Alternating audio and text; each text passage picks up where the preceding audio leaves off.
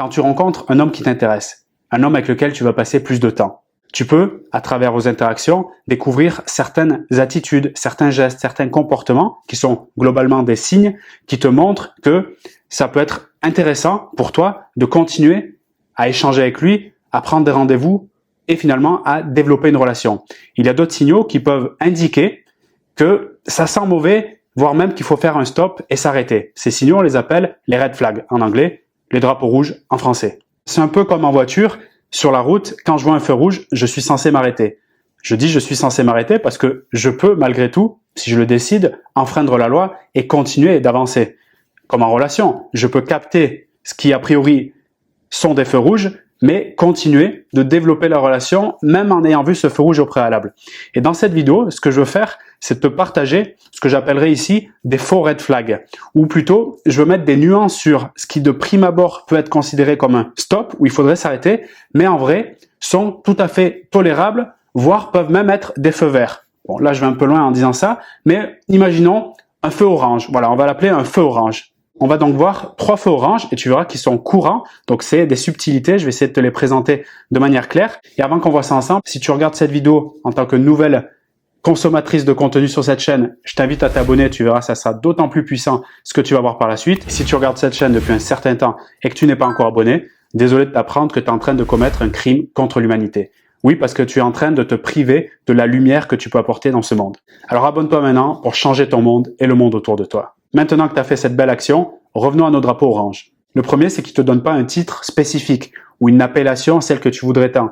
Tu es ma petite amie, ma copine, nous sommes ensemble, nous sommes en couple. De manière simple, qu'il n'officialise pas votre relation de vive voix, ensemble, les yeux dans les yeux. Et je sais, quand tu fais une rencontre, que ça se passe bien, que ça fait quelques semaines que vous voyez régulièrement, vous faites même plusieurs activités, et pas que le sexe, je précise qu'il y a vraiment quelque chose qui se passe, tu as envie qu'ils se disent comme toi, que je suis avec toi. Mais pour moi, par expérience, je remarque que de la part d'un homme, surtout s'il a été cassé par ses expériences passées, par exemple une femme qui, à ses yeux, l'a beaucoup déstabilisé, a provoqué des blessures chez lui, que ce soit de rejet, de trahison, bref, un homme qui est un peu cassé par la vie, c'est normal, j'ai presque envie de dire, malheureusement ou pas, ça dépend comment on regarde, à 30, 40 ans et plus, le fait qu'il ne t'appelle pas ma chérie, même si tu lui demandes je suis quoi pour toi, et qu'il te répond tu n'es pas ma petite amie, tu n'es pas ma copine, tu es une personne avec laquelle je passe du temps et j'adore passer ce temps, par exemple, ne veut pas dire que tu n'es pas sa chérie, ne veut pas dire que dans sa tête, il te voit pas comme sa copine.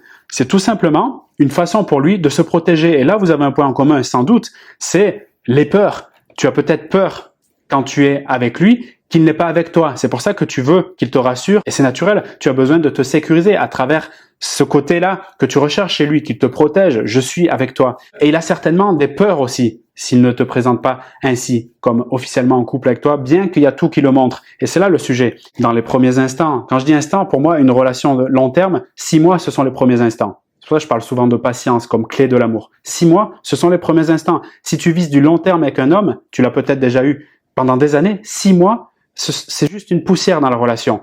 Donc, vouloir, par mon besoin d'être assuré, et ça c'est très important à comprendre, absolument qu'ils me disent que je suis sa petite amie, c'est d'une certaine manière ne pas respecter mon désir d'avoir une relation long terme et aussi sa peur, parce qu'il en a une ou plusieurs, de se retrouver dans une relation qui le dépasse, où il y a en gros un tsunami émotionnel, un tsunami d'attachement, même sentimental de sa part, qu'il ne saurait pas gérer. Par exemple, j'ai des cas comme ça, d'un homme qui est super bien avec sa copine, donc avec sa copine, mais qui a été trahi par le passé. Ça peut arriver, une femme qui l'a trompé, il a eu mal, il a eu très mal. Et revenir dans une libération totale émotionnelle, c'est-à-dire me sentir parfaitement bien sans peur d'être trahi ou quoi que ce soit dans une relation pour lui, c'est juste pas possible pour le moment. Et donc, arrivant dans cette nouvelle relation avec cette femme qui passe du temps avec lui, qui est de qualité, il se voit à l'avenir avec elle. Par contre, il a toujours cette peur qu'elle le trahisse. C'est pour ça que, par, j'oserais dire, pudeur, mais pour lui-même, d'un premier temps, bien sûr, c'est la protection de soi, évoquer qu'il est en couple, qu'il est officiellement dans cette nouvelle relation alors que c'est encore frais pour lui, c'est-à-dire qu'il est fragile, et une manière, inconsciemment, bien sûr, de s'associer à un potentiel danger. Parce que oui, j'ai été trahi par cette femme, j'ai une peur des femmes de manière générale, parce que oui, la peur crée les croyances. Donc, j'ai été trahi une fois égale croyance, les femmes ou la relation de couple peut être dangereuse. Donc, rentrer dans cette relation avec le qualificatif « tu es ma copine, nous sommes en relation », c'est se mettre dans quelque chose qui est potentiellement dangereux. Pour lui, le fait de ne pas qualifier avec des mots clés pour toi dans ton besoin d'être assuré, nous sommes en couple, je suis engagé avec toi, tu es ma chérie, et tout simplement, une manière, c'est comme une note émotionnelle, c'est d'éviter de jouer une note, comme imagine une note de musique qui déraille, comme si je te parle là, oh, ça déraille. T'imagines? Tu dis, c'est une note de musique qui passe pas. Eh bien, cette note de musique-là, il veut pas la jouer là, tout de suite. Il veut pas faire référence. C'est pour ça que éviter ces mots, je comprends que tu en as besoin, mais éviter ces mots pour lui, c'est une façon d'éviter aussi la souffrance qui est associée. Mais ce n'est pas une façon de t'éviter toi dans la relation. C'est pour ça que accepter cette idée-là, je dis pas qu'elle est simple, mais c'est pour ça que je veux te la faire comprendre en détail. Accepter cette idée que pendant quelques semaines, voire quelques mois, c'est pas grave s'il ne déclare pas que nous sommes en couple officiel, c'est aussi une façon, quelque part, de créer un couple officiel. Le deuxième drapeau qui pourrait être perçu comme rouge, mais moi je le nuance en mettant plutôt une couleur à l'orange, c'est quand tu as un homme en face de toi qui est sur la réserve. Ne parle pas à tes yeux suffisamment de lui, c'est-à-dire de ses sentiments, de ses intentions, voire même de ses besoins, ou comment il se sent dans la relation, comment il se sent avec toi.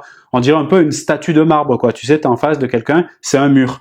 Et c'est pas forcément très agréable, c'est pour ça que je peux le comprendre. Et peut-être moi-même, je l'ai cité par le passé comme un feu rouge. Mais avec plus d'expérience aujourd'hui et d'analyse de cas très nombreux, comme tu le sais, à force de réaliser des coachings et des accompagnements privilégiés. D'ailleurs, si ça t'intéresse d'en recevoir un pour passer au niveau supérieur, tu peux réserver un appel découverte avec moi. Je te l'offre, le lien est en description de la vidéo. Ce que j'observe, côtoyant moi-même des hommes plutôt réservés et qui n'aiment pas parler d'eux en profondeur, et surtout pas dès les débuts de la relation, ça indique juste que c'est un homme, apprenons à le lire, ça indique juste que c'est un homme qui a besoin, d'accord, d'avoir plus confiance, d'être plus apaisé, plus serein pour pouvoir le faire. Ce qui fait qu'il ne te parle pas n'est pas uniquement dû de son fait, c'est-à-dire c'est pas juste à cause de lui. Ça serait trop facile de dire il est comme ça, c'est à cause de lui, ben du coup on peut pas avoir des infos plus sur lui.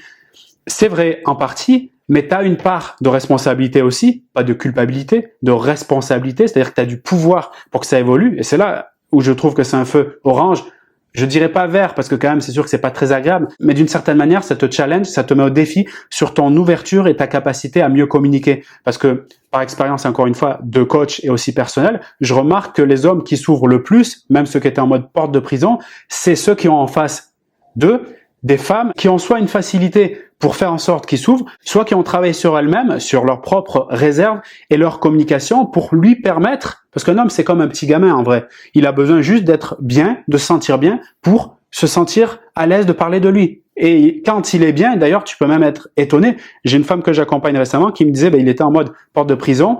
Il a commencé à s'ouvrir parce qu'elle a créé des choses en termes de communication et en termes aussi d'état d'esprit sur elle-même qui ont fait que le mec, il a commencé, c'est limite, il est devenu, je vais libérer, tu sais, tout ce qu'il y a depuis 10 ans en moi. Et elle était devenue, tu sais, presque comme une psy, tu sais, à écouter sans parler pendant des heures et des heures au téléphone, voire plus. Donc maintenant, il faut recadrer de l'autre côté. Mais en tout cas, il y a une vanne qui s'est ouverte parce qu'elle a amené quelque chose de nouveau. Donc, tu as un pouvoir, d'accord? Ça, c'est ta responsabilité. Je dis pas que tu vas tout changer, mais crois-moi, tu peux faire bouger un homme qui est en mode porte de prison. C'est pour ça que je ne mets pas en red flag et plutôt en feu orange, voire même, je te le dis, vu mon optimisme et mon désir de faire avancer les choses, je le vois presque comme un feu vert dans le sens où c'est un putain de défi, excuse-moi du terme, un putain de défi pour faire bouger les choses. Voilà. Mais je te demande pas, attention, je suis pas en train de te dire, va vers tous les mecs qui parlent pas ou va vers un mec qui est, tu vois, comme ça, en statue de marbre, dans le but de le faire bouger. Il y a aussi des problèmes insolvables, quoi. Et voilà, il y a des pathologies aussi. Donc, il faut nuancer. Je peux pas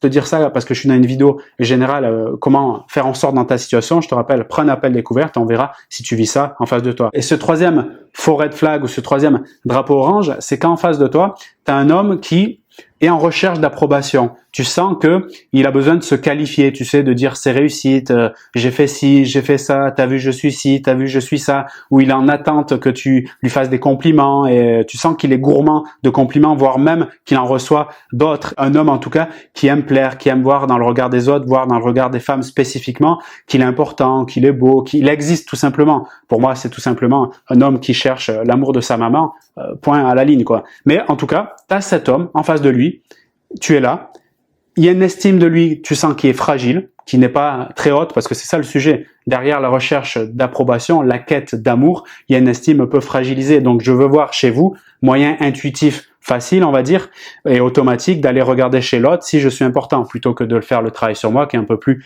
long terme et qui demande une certaine maturité émotionnelle et une volonté d'aller en introspection, d'accord, creuser dans l'ombre. C'est pas facile, surtout quand on le fait tout seul. Quand tu es en présence de cet homme, encore une fois, ça demande un peu de discernement, parce que si c'est dans l'extrême qui fait ça en permanence, là il y a une faille narcissique, il y a un truc à aller chercher et c'est pas de ton ressort. Te mets pas en mode syndrome de l'infirmière ou psychothérapeute si tu l'es pas. C'est pas le job ici que tu dois faire, surtout si tu es en recherche de vivre une belle vie amoureuse de manière saine. Là, ça colle pas. Mais quand tu sens que de temps en temps, il y a ce truc-là où il a besoin d'être en contact, il a du mal à être seul, il faut qu'on lui dise qu'il est important, d'accord? Modérément. Ce que je vois dans ce genre de cas, peut-être au risque de t'étonner, ce n'est pas très grave en vrai. Il y a un paradoxe sur ce sujet que les femmes, je pense, vous pouvez comprendre si vous êtes honnête là-dessus. Et je crois que vous l'êtes. Imaginons avec une analogie, c'est comme si je vais dans une nouvelle rue. Là, c'était mon cas récemment en Malaisie, à Kuala Lumpur. Je cherchais un restaurant et j'ai découvert sur la gauche donc une file d'attente. J'ai même pas vu le restaurant tellement il y avait du monde. Je voyais juste la file d'attente et sur ma droite, je voyais il y avait d'autres restaurants, mais c'était pour ainsi dire mort, quoi, sombre, quasiment fermé. Donc, sans savoir ce qu'il y avait à manger dans le restaurant de gauche avec la file d'attente, tout mon cerveau, tout mon être s'est mis en mode surprise. Il y a quelque chose, comme un gamin qui avait un nouveau jeu vidéo à Noël. Et au bout de quelques instants, après avoir vu la fin de la file, j'ai vu qu'en fait c'était des frites, tu vois, avec des sauces particulières. Le mec qui faisait tourner son truc comme ça et il y avait des sauces, ça coulait un peu comme quand tu traites les vaches, tu vois, Nutella, etc. Bah, c'est pas du tout ce que je mange. Bah, ça peut être bon, mais c'est pas mon alimentation, celle qui me fait rêver le plus. Et pourtant j'étais là, j'avais envie de faire la queue, peut-être attendre 1 heure ou 2, tu vois. J'étais comme hypnotisé. D'accord? Alors que l'autre resto, en face, peut-être qu'il était génial, mais il n'avait pas le même marketing ou la même presse, je sais pas. Et donc, il y avait personne dans son resto. Ben là, il y a un biais qui se met en place de manière similaire. Ce biais-là est connu en psychologie sociale. Il s'appelle la preuve sociale ou l'exemple des autres, d'accord? Et je reviens sur notre paradoxe. Donc, je suis dans la position d'une femme où, quand je vois cet homme, où il y a des femmes autour de lui qui tournent, en gros, il plaît aux femmes. Et je le vois. J'ai cette intuition, mais j'ai aussi tous mes sens. Je le vois, je le sens, je l'entends, il y a quelque chose qui se passe, il y a des femmes qui tournent au lui. Que ce soit un homme qui est dans mon cercle social ou dans mon réseau d'amis, j'arrive à voir ces éléments, d'accord, que les femmes peuvent tourner autour de lui ou en tout cas qu'elles le regardent. Mais je vais te dire, ça va plus loin. Même si la rencontre se fait sur un site spécialisé Tinder ou autre, ou bien encore qui m'a abordé tout seul dans la rue, j'arrive à capter que c'est un homme qui plaît et qui a cette envie de plaire, d'accord? Face à cet homme, même si je sais qu'il y a un risque potentiel, qui recherche l'approbation, qu'il y a d'autres femmes, ben je suis attiré parce qu'il y a d'autres choses aussi que je remarque chez lui, intéressantes en tout cas au début, et peut-être après plusieurs rencontres, sur notre niveau de compatibilité, sur par exemple les valeurs, la vision, le lifestyle similaire, et plein d'autres choses, la façon d'éduquer les enfants, etc. Bref, il y a des choses qui peuvent m'intéresser, qui sont claires, évidentes. Et si j'en face de moi un homme qui, par exemple, nous faisons un restaurant ensemble, je m'aperçois aussi rapidement qu'il n'est pas si intéressant que ça pour les autres femmes. Bref, il plaît pas tellement aux femmes, même si ça peut être un beau garçon, mais il y a des trucs qui plaît pas aux femmes dans son attitude, je sais pas, peut-être des comportements particuliers. À partir de là, d'une façon ou d'une autre, tout comme moi, dans cette rue à Kuala Lumpur, où j'ai vu le restaurant à côté qui était vide et la file d'attente, eh bien, je me suis dirigé naturellement de ce côté-là, en méprisant, j'ai bien dit, en méprisant complètement ce qui se passait dans l'autre resto, alors que j'aurais pu avoir peut-être le meilleur menu de ma vie, le meilleur repas et les meilleures sensations. Et j'en saurais rien. Peut-être je devrais d'ailleurs y retourner. Qui sait?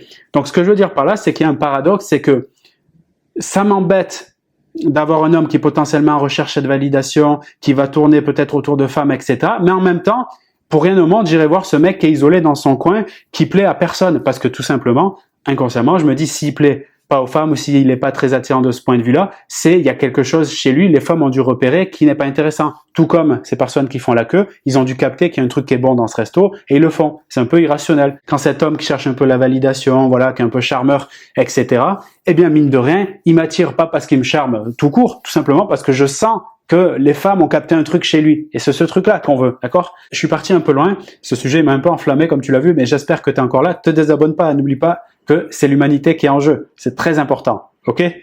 Et donc, pour revenir sur cet homme, c'est pas parce que de temps à autre, je le vois rechercher cette validation, il aime un peu jouer comme ça, que automatiquement, je dois stopper, m'arrêter, etc.